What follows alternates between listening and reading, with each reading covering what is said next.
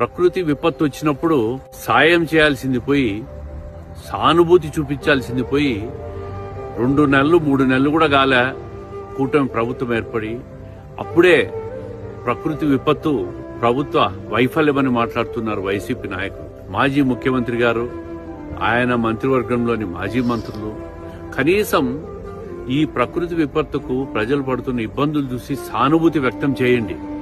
సహాయం చేయకపోయినా పర్వాలే.